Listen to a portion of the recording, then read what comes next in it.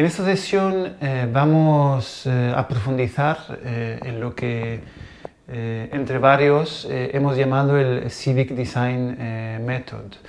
Cuando hablo de entre varios me refiero al trabajo que hemos desarrollado en el ámbito de una comunidad que os invito a conocer, que se llama CivicWise. Es un proyecto muy amplio que trabaja todos los temas que realmente hemos tratado en este curso, ¿no? Posiblemente ya estéis colaborando, ya conocéis esta comunidad internacional, pero bueno, aquí os lo recuerdo. Entonces, en el ámbito de esta organización llevamos adelante, desarrollamos diferentes proyectos. También desarrollamos herramientas y métodos, ¿no? Uno de ellos es el Civic Design Method. Y hoy, digamos que con esta sesión os quiero un poco presentar de qué se trata. Antes de entrar en el detalle, creo que es útil, digamos, que explicitar que se trata digamos, cuando hablamos de un método, no queremos, yo personalmente no quiero, digamos, no quiero lanzar un mensaje de que existe este método para desarrollar proyectos cívicos y entonces siguiendo a rajatabla el método llegamos entonces al desarrollo de un gran proyecto, de un proyecto exitoso de diseño cívico. Estamos hablando más bien de una guía, ¿no? El método tiene 10 etapas y ya realmente podríamos decir que esas 10 etapas pueden realmente ir cambiando de orden, por ejemplo.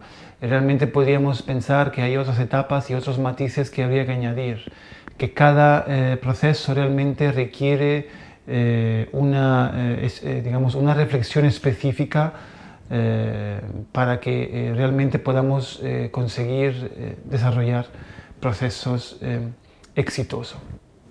Pero digamos que es útil, ¿no? Es útil tener un esquema de referencia, nos ayuda a entender mejor lo que estamos haciendo, porque creo que este método es un método de bastante sentido común y realmente enfoca, estructura, explicita muchas de las cosas que casi de forma espontánea, lo que desarrollamos proyectos cívicos, hemos ido haciendo, ¿no? Entonces es importante este tema. Hablamos de una guía, hablamos de simplemente un esquema que nos permite tener como digamos, unas líneas de reflexión que nos permitan reflexionar sobre cómo enfocar el desarrollo de nuestro proyecto, ¿no? También digamos que nos quiere un poco ayudar a que tengamos siempre presente que siempre hay cierta porcentaje, necesidad de improvisación, de flexibilidad, pero también es útil programar en la medida de lo posible la estrategia, ¿no? El proceso, cuáles son realmente las actividades, los objetivos que queremos luego alcanzar con un proceso de diseño cívico. Entonces, bueno, os decía, este método se estructura a lo largo de 10 etapas. Entonces, la primera etapa la llamamos opening, entonces apertura, y tiene que ver justamente con digamos, esta acción de pasar de una idea, de una intención a digamos, búsqueda de feedback, de retornos, de opiniones de otras personas, ¿no? Entonces, vamos a ver, por supuesto, como hablamos de un diseño cívico, estamos hablando de un diseño, de un proceso que tiene que ver con una colectividad y que tenga un retorno, digamos, como objetivo realmente tendremos una mejora directa o indirecta de un territorio en el que nosotros, digamos, habitamos y actuamos, ¿no? Entonces, cualquiera de esos agentes, cualquiera de los agentes que configuran ese territorio, sean ellos expertos o no, entonces entendiendo que somos ciudadanos, como ya hemos insistido muchas veces en este curso, ciudadanos prosumers, con capacidad de acción en el territorio, con voluntad de mejorarlo, y ya luego veremos, digamos, el papel del diseñador cívico, ¿no? Del civic designer, ¿no? Cómo puede mejorar estos procesos. Entonces, entendiéndonos como ciudadanos, nosotros queremos mejorar el territorio, entonces tenemos ideas, intenciones, se nos ocurren fórmulas, mejor dicho, proyectos para mejorar el territorio en el que habitamos, ¿no? Entonces, tenemos una idea. Entonces, en esta fase de apertura, digamos, la cuestión está en que hay que compartir esa idea con otras personas para ver qué opinan otras personas, ¿no? Para que no sea simplemente una idea feliz y realmente no tiene pocas posibilidades de que realmente sea algo que otras personas vean como útil, ¿no? Y aquí entramos también en la reflexión con otros conceptos que hemos hablado, que es el tema de la cultura libre, ¿no? de la apertura al conocimiento. Entonces también es por eso que el comienzo de todo nace por esta voluntad de compartir con los demás, ¿no? También para evitar un poco ese enfoque de, no, he tenido una idea y es muy buena y no la comparto porque tengo miedo a que me copien, ¿no? Sabemos que nuestro enfoque es totalmente lo contrario. Hay que buscar la implicación de más personas, ¿no? Si no, no podemos desarrollar un proyecto cívico en un territorio en concreto, ¿no?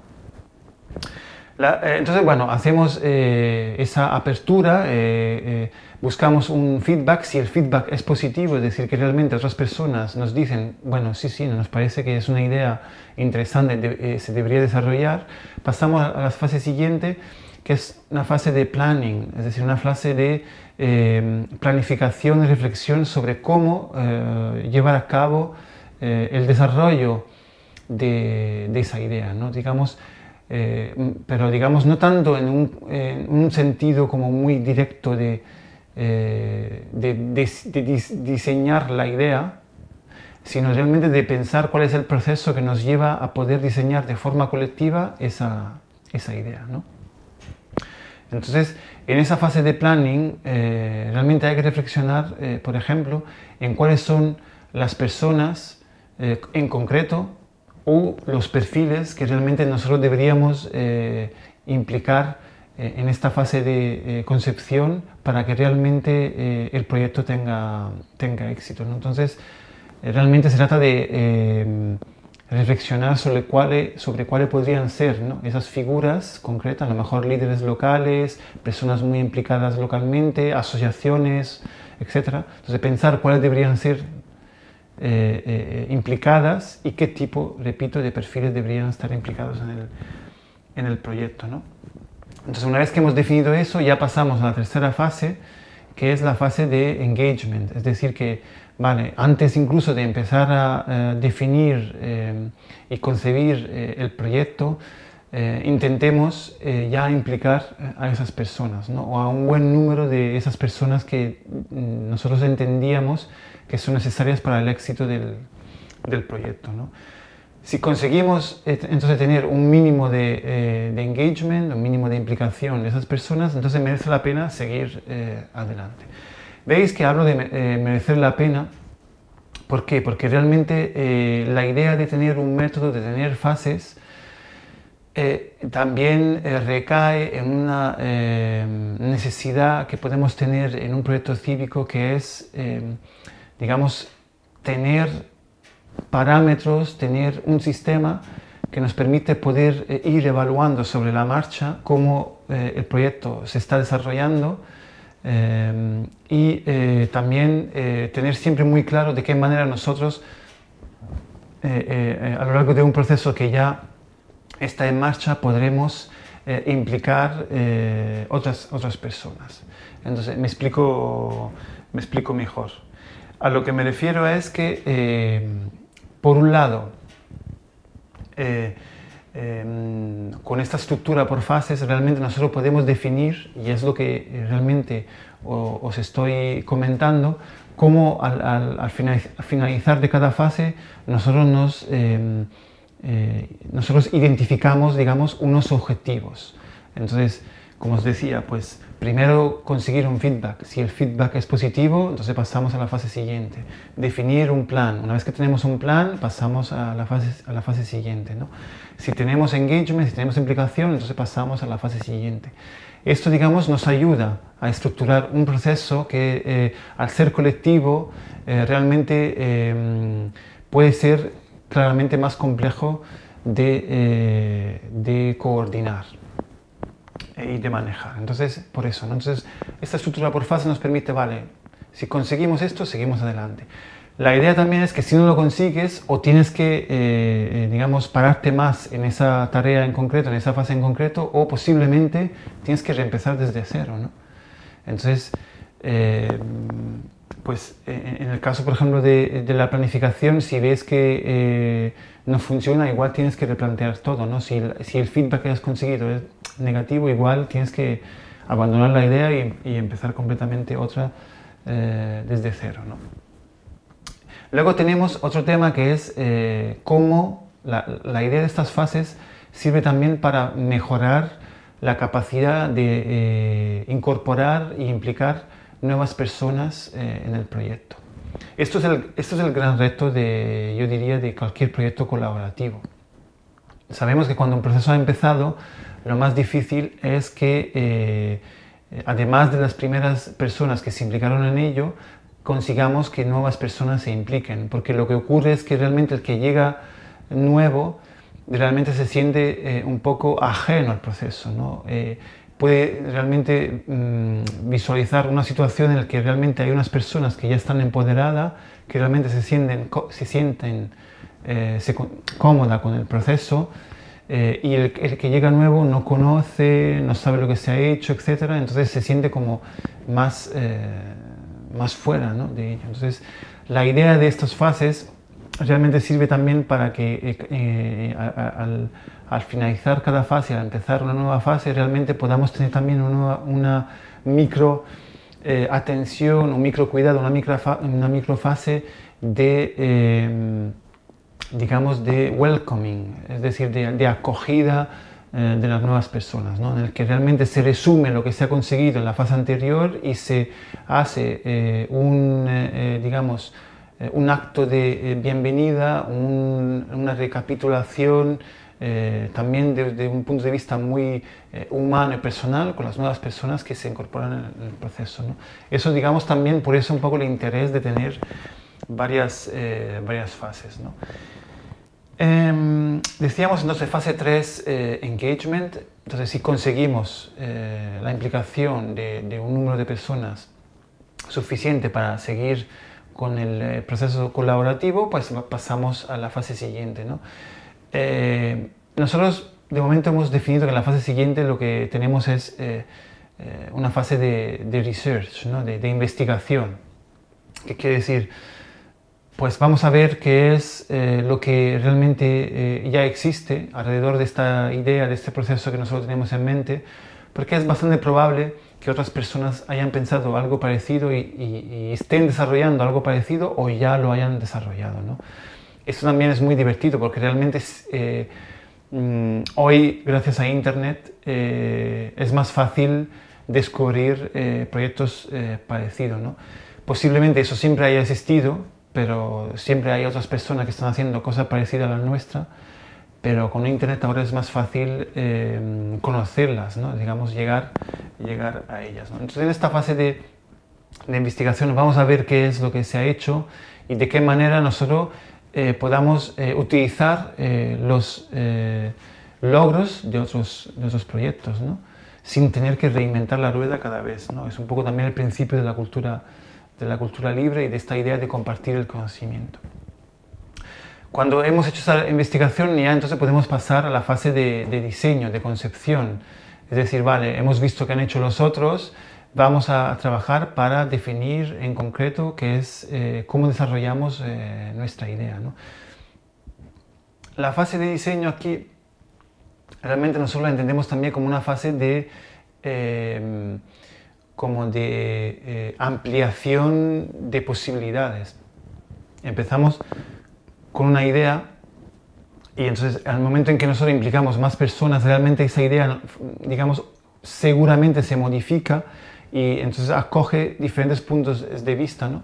Entonces incluso trabajando en grupos se podrían digamos, manifestar diferentes ideas que nacen de la primera, ¿no? Entonces habría como una primera parte en la que dejamos que eso ocurra, que nos abramos a nuevas visiones y luego en la parte final realmente tender a converger en una única idea, ¿no? Digamos que en esta etapa, la fase de diseño, realmente ahí dentro le podríamos meter ya un montón de dinámicas y un montón de diferentes metodologías para el diseño colaborativo, ¿no? Entonces necesitaríamos hacer ahí un zoom muy importante sobre cómo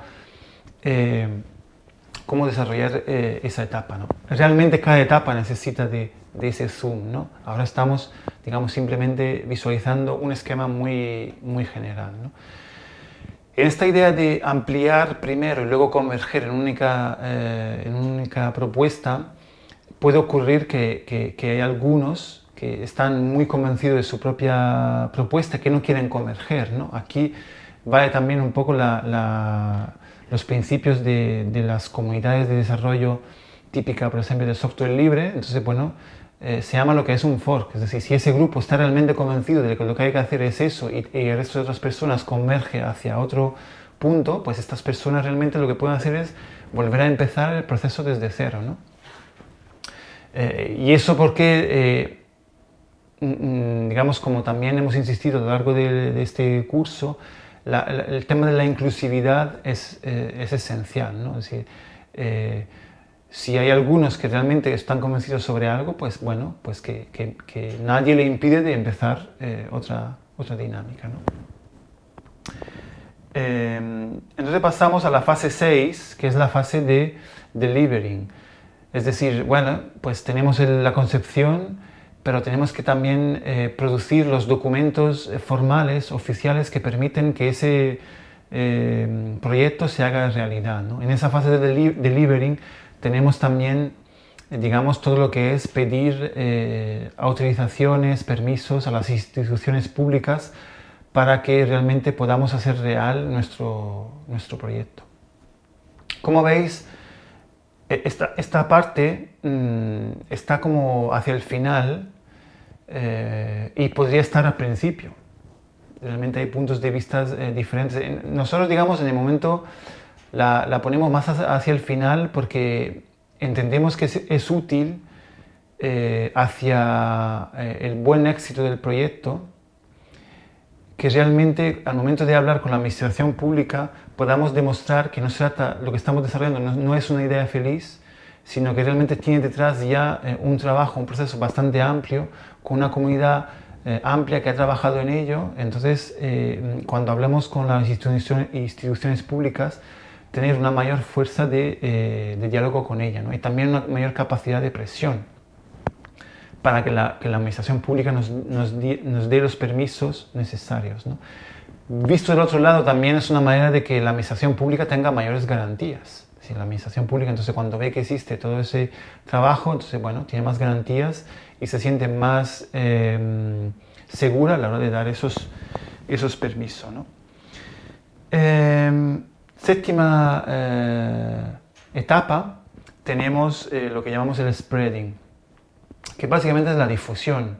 Vale, es cierto, hemos hecho un trabajo colaborativo, hay una comunidad que está implicada en el proceso, pero si estamos trabajando en un territorio, necesariamente sabemos que la comunidad, las personas que se han implicado en ello, son una minoría.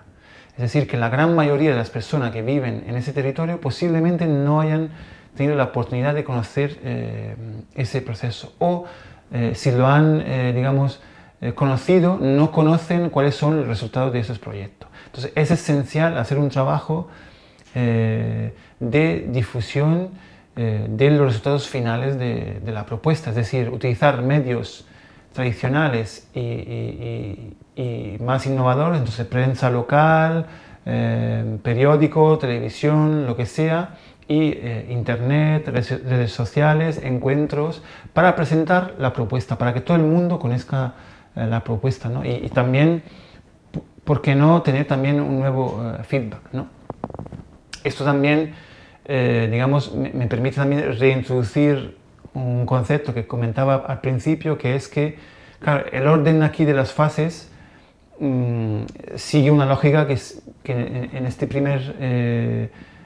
primera propuesta que nosotros hacemos de método nos parece lógica, ¿no? Pero realmente las fases pueden cambiar de orden y también realmente se pueden repetir.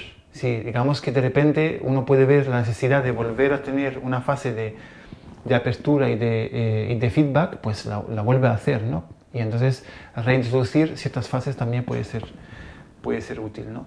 Una vez que hemos hecho eso, entonces podemos pasar a la fase de financiación, de funding o crowdfunding.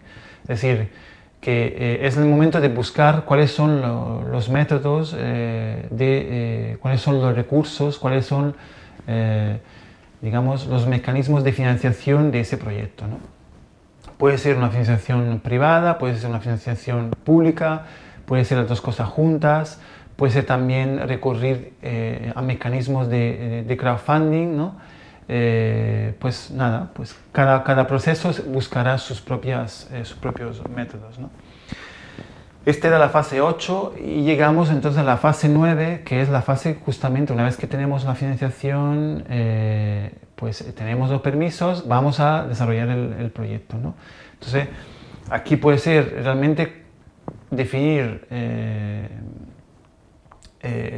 digamos, si realmente nuestro objetivo era definir un proceso, realmente es empezar el proceso, aunque el propio método realmente es un proceso, o si es la construcción de un objeto, de un evento o lo que sea, pues es lo que se realiza, ¿no? Entonces esta es la fase que llamamos de building, de construcción, ¿no? de realmente realización del proyecto. Como veis, no es la última parte. Sí, esta es la fase número 9. La fase 10 es la fase que llamamos de impacto. ¿Por qué? Porque realmente entendemos que es importante tener la capacidad de evaluar lo que hemos hecho, ¿no? Entonces hay que evaluar los resultados del proceso, evaluar cuáles han sido los elementos, los mecanismos que mejor han funcionado internamente, ¿no? en el proceso colaborativo, cuáles han funcionado bien, cuáles han funcionado mal, digamos, no olvidarse de hacer ese análisis para también estructurar el proceso de aprendizaje. Este es un elemento que también hemos tenido a menudo, ¿no? a lo largo de este curso, insistir en que realmente aquí estamos hablando también de aprendizaje. Un proceso colaborativo es necesariamente un proceso de aprendizaje. Es decir, que todas las personas que se implican en un proceso colaborativo, al trabajar de una forma más horizontal, realmente lo que están haciendo es compartir su conocimiento y aprender también de los demás, ¿no? Pero también es importante estructurar las cosas, entonces tener cuidado de las cosas. Una vez que hemos acabado el proceso, retornar, reflexionar sobre ello y ver cuáles son los elementos que han funcionado mejor y peor, ¿no?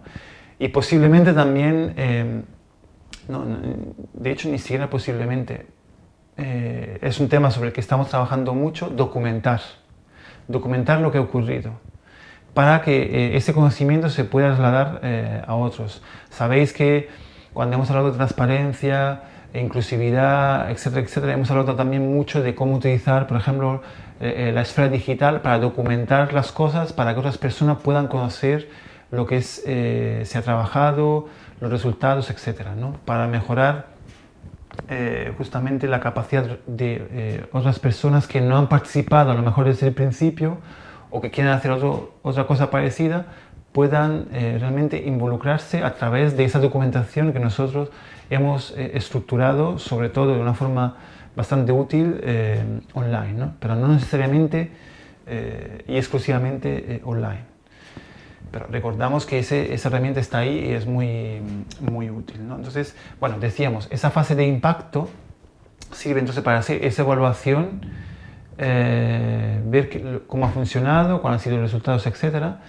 Y tiene también otro elemento importante que es conectar, digamos, el proyecto con la sostenibilidad hacia el futuro. Es decir, vale, hemos desarrollado algo, en lugar de dejarlo allí, entender de qué manera ese proyecto pueda ser sostenible, ¿no? ¿Cuál va a ser el mantenimiento, por ejemplo?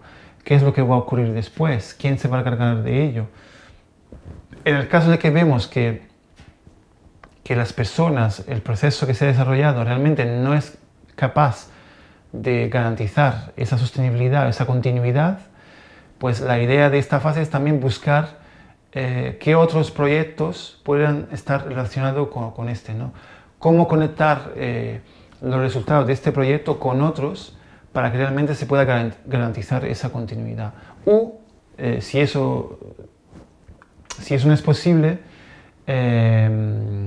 ver de qué manera realmente podríamos empezar un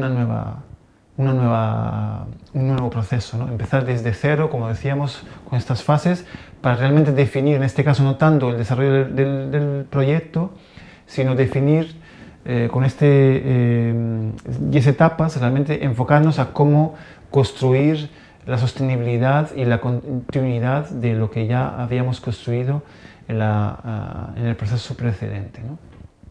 Anterior. Pues bueno, este es el Civic Design Method. Realmente se trata de una guía, insisto. Se puede jugar en cambiar el orden de las cosas. Nosotros hemos seguido una lógica. Yo os he comentado un poco cuál es la lógica. Seguramente se pueden definir, desarrollar otros métodos o otra lógica. Y de hecho puede ser interesante que vosotros que asistís a este vídeo o que estáis cursando todo el curso, pues trabajar sobre ello, ¿no? Reflexionar sobre cómo podría ser una variante de este método, ¿no? También podría ser interesante ver cómo cada una de estas etapas pueda tener a lo mejor un zoom y trabajar más en cuáles serían las microetapas en cada una de ellas, ¿no? Es un trabajo que todavía tenemos que hacer. Y yo entiendo que también el objetivo de este tipo de curso y de que podamos trabajar colectivamente puede ser también profundizar en ello, ¿no? Bueno, esta sesión, como veis, ha sido un poco más larga de lo habitual, pero bueno, aquí estamos entrando ya, después de muchos conceptos que hemos ido viendo, estamos entrando ya en profundizar realmente en cómo enfocar realmente nuestra actividad de diseñadores cívicos, ¿no?